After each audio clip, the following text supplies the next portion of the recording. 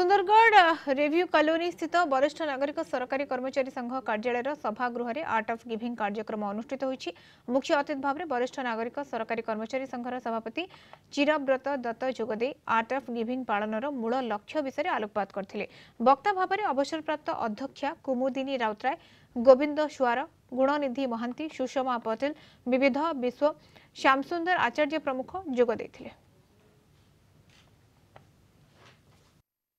Art of giving रो हमर जो attitude develop करिबा बता पई गुटे संवेदनशील हवा से विषय आलोचना करिथिले। ता छड़ा किछिटा मेधावी छात्र छात्री को आमे पठन सामग्री भी आज बंटन करिथिलु।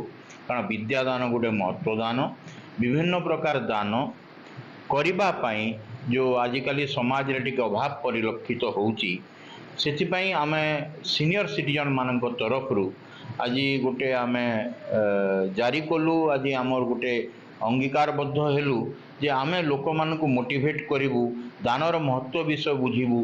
दान करिबारे जो स्वर्गीय आनंद अछि ताकू समस्ते उपभोग करिबा एवं निरीह पीड़ित दुष्ट लोकन को सहाय्य करि चलिबा एवं आमे याकू निजे अभ्यास करने सहित आम पर पीढ़ी को भी यही वार्ता प्रदान करवा।